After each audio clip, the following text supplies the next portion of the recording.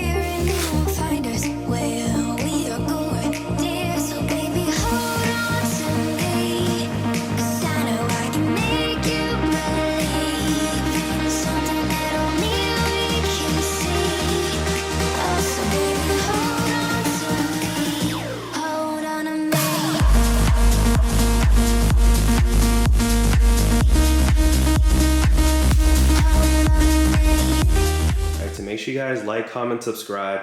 We're still doing giveaways. I've got a couple DDJ-400s here. All this stuff is brand new. iPads, iRigs, I've got swag. I've got tons of stuff coming, guys. Sorry for the wait. January 2021, we are back. We climb the greatest heights, jump down and have a fight. And that's all we'll ever like, but that can never change my mind. When it's good, it's amazing. When it's bad, it's uneasy. I wouldn't have it another way. There's no other way. When it hurts like this. So these are the two main audio cables that I'm going to be using for this example. My controller is a DDJ-400. The only output is stereo RCA. And so this cable here is going to run from the controller, the DDJ-400, to my external audio interface. So on this end, this is RCA stereo, which means you have two channels, a left and a right. This comes out of the back of the DDJ-400. The other end of that cable runs to the front side of my external audio interface through XLR, and that's a male connector. I got this cable on Amazon for less than 10 bucks. This is the other audio cable I'll be using. This will go from the back side of the external audio interface to my studio monitors. I'm using a Scarlette Solo interface, which has RCA stereo out. So these cables go in the back of the external audio interface. The other side is XLR, male, and these will go into my KRK Rokit 5s. This cable also came from Amazon, cost about 10 bucks. So this is my Pioneer DDJ-400. It's wrapped. If you want to know how to do this, I have a video about this. Go check it out. I think the wrap cost me about 30 or 40 bucks. And it makes your controller look totally different. And it really stands out. I like it a lot. Where it says master, that's RCA. You have a left and right. USB is going to run to your computer. And that's what's going to feed data into Rekordbox. And then you have your mic output. That's a 1/4 inch jack. Next to the mic is the level. That's just the volume for the mic. That's your only parameter you get for the mic, because the mic is connected as direct to master, which means that none of the mic input goes through the controller and none of that input goes to the Rekordbox software. It only comes out on the master channel, which is why so many people have trouble recording that mic output from their controller. You can't do it from Rekordbox, so I'm going to show you how. So with the DDJ-400, you get this data cable that plugs up in the back to the controller side. So we're going to plug this up.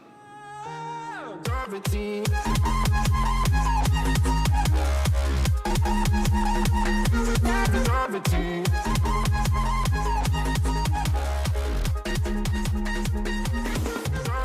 Next, we're going to take the RCA to XLR cables, and we're going to plug the RCA side up to the controller. Red always goes on the right. The other color can be black, white, blue, or anything, but typically red's always on the right.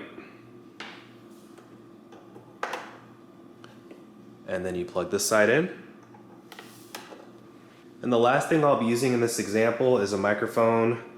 This is by Pyle. The model number is PDMIC58. It comes with this XLR cable.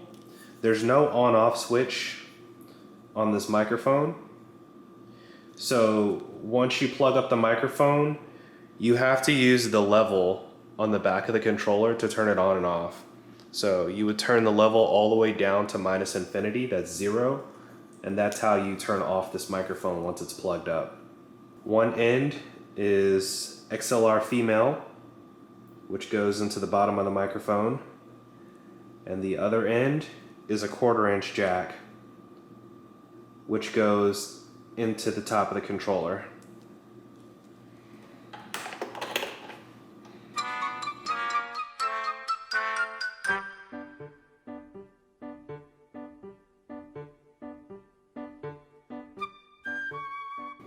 So that's it. This is the back of the controller.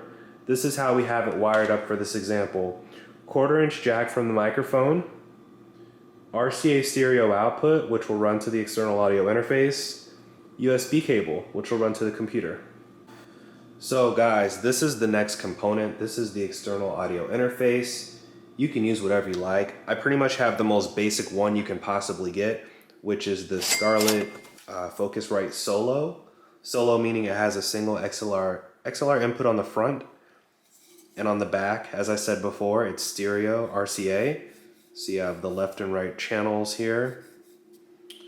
Then you have this USB, which runs data to the computer. So these, every DJ should have one of these, every producer should have one of these. If you live stream, you should have one of these. Forget about the iRigs and all of those devices. Those are good for pretty much one purpose, in my opinion. If you need a portable setup for mobile live stream. Every other time, this is really gonna be the better thing for you because it's so versatile, it has so many purposes. And as the title of this video implies, we're gonna use this to record from the master. And this is gonna allow us to capture microphone output from our DDJ-400 controller, where the mic is wired as direct to master. This also will allow us to record a mix. You can record a mix even if you're using streaming platforms such as Tidal, such as SoundCloud, all of those things. I have another video on that, so go check that out if you haven't seen that yet. This will show you the exact setup I use, and later, if you do want to live stream with this setup, I'm going to show you the video component as well. That actually might come in a second video, the video component.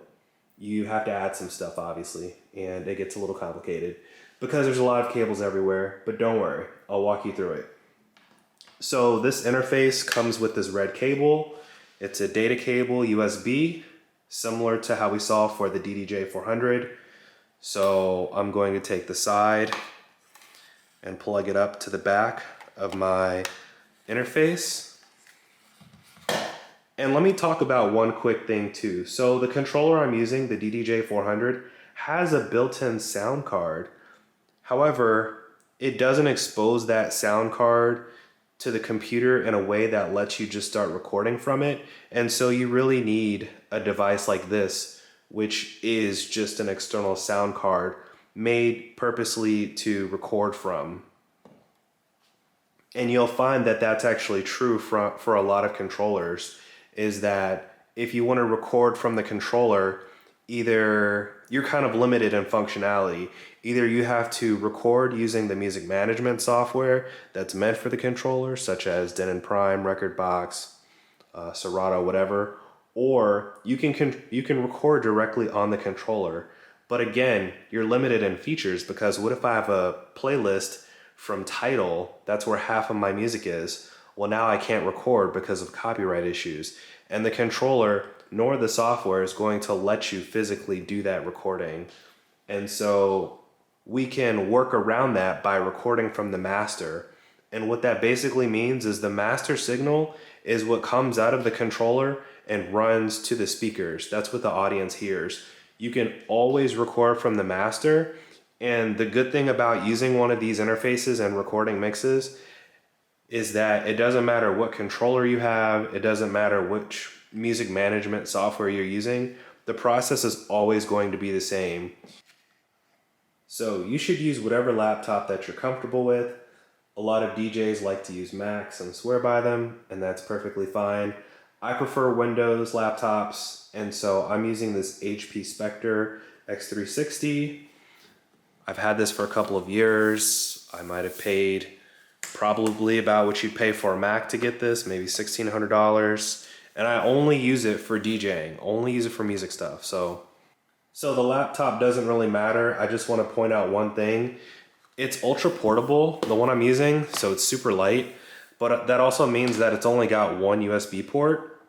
And so I need to plug in both an interface and a controller into that one USB port, and so I have to use what's called a USB hub.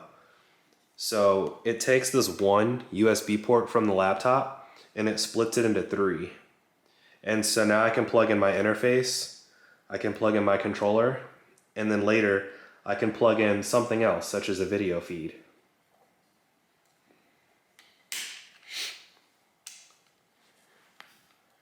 So the USB hub is in the laptop.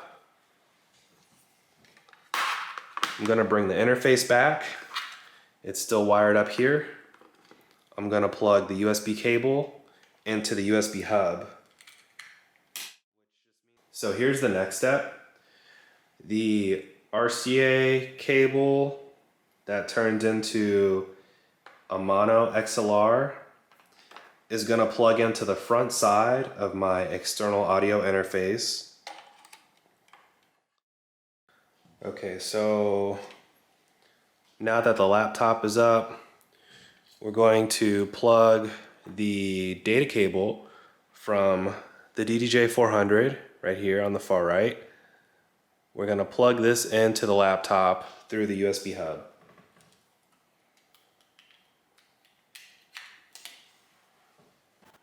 Okay, so now we're looking at the back side of the external audio interface.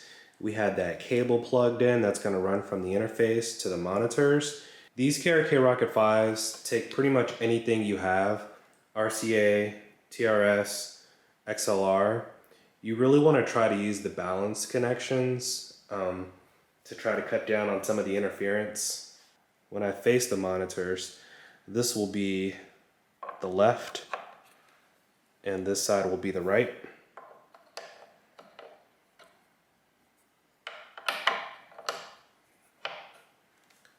And that's it. I don't know if I mentioned this. These are power cables. These go to the wall. KRK Rokit 5s are what are called active monitors. That means that they have built-in amplifiers. So you plug up the power cable and the audio cable, and that's all you need to use them. They sound great. They produce a lot of bass, and the volume is perfect for home use. I wouldn't try taking these outside or using them for any venues. I would only produce and DJ like in my own studio with these. They don't get that loud, but for home use, they're perfect. And down here in the middle is an on-off rocker switch. Both of these are already on. All right, you guys, so this right here is going to be your most basic setup. This is going to get you through a lot with this controller, the DDJ-400. I also have it sitting on this laptop cooling pad right here. If you want to know more about it, just ask me below in the comments. I like this one a lot because the lights are cool. You can do different things with the lights. It's also got a gigantic fan under it, and I actually do use it with a laptop sometimes. But for like DJ videos, it looks really cool, especially if you want to live stream and keep your setup portable and give your controller some tilt. So everything is on. You see I've got a green light here from my interface. I've got lights here on my monitors, laptops on, controllers lit up, and I've even got Rekordbox running on the laptop. And one thing to answer right away is a lot of people ask if you can run Rekordbox and other software such as Audacity at the same time on the same laptop. Yes, of course, it works perfectly fine. I do it all the time. All right, so I'm gonna show you guys the final step, and that's what to do now that you have this perfect setup. I'm just kidding, it's just a basic setup. And let me explain kind of the data flow real quick. When you go through your settings, you'll go to like File, Preferences, and you'll wanna look at the Audio tab. And what you wanna make sure is that for the outputs, the DDJ-400 is selected. It's plug and play, it'll use its drivers, and through the master, it'll send sound here. The laptop doesn't need to know about the external audio interface, or Rekordbox rather, doesn't need to know that we're using this interface. Rekordbox needs to think that output goes to the controller, okay? Then from the controller, the audio signal goes to the interface, and then from the interface, that audio signal is split, it runs to the monitor, and then as data, runs back into the laptop where we capture it. I'm gonna be using Audacity. Typically I use Ableton, but you can use whatever you'd like. Audacity is free, and I'm pretty sure it's cross-platform. So I'm gonna like distort this music so it's not picked up for like copyright stuff. I'm gonna hit play. There you go, DJ Sterling in the mix. DJ Sterling in the mix. That's me on the microphone. Test 1, 2, 3. Test 1, 2, 3. So as you see in that example, my voice comes out of the monitors because it comes out of the master output of the controller.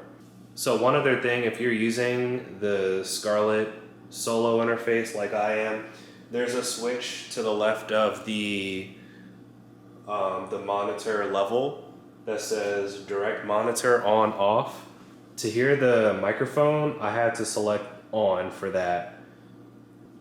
And again, if I start recording right now in Rekordbox, you'll hear the music, but you're not going to hear the microphone output. And so instead of recording directly in Rekordbox or directly on the controller, I'm going to bring up Audacity and hit record. I'm going to perform my whole set, go back to Audacity, hit stop, and then export as whatever media type you want, like MP3. I'll leave a link in the description below to Audacity. I'm on Windows, so I just hit Alt-Tab to go to the next window. I start recording in Audacity. And now I'm recording in Audacity. And you could see the waveform grew when I started talking here in Audacity. And now I'm going to start playing music. Alt-Tab. I'm in Rekordbox. Now I'm playing music. And I could go back to Audacity.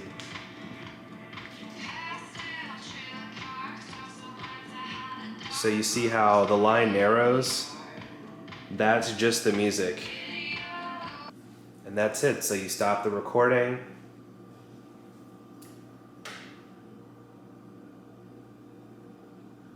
I go to File, Export. You can export as MP3, WAV, OGG. I'm just going to export as a WAV to my desktop. And then once I'm done, I close Audacity, I close Rekordbox, and then I can go listen to that exported MP3, which would be my set. Recording in Audacity. And there you have it. You can hear my voice. When I started talking here in That's Audacity. the computer. And now I'm going to start playing music. Alt-tab. I'm in Rekordbox. Now I'm playing music. And there you go. And I could go back That's to it. Audacity.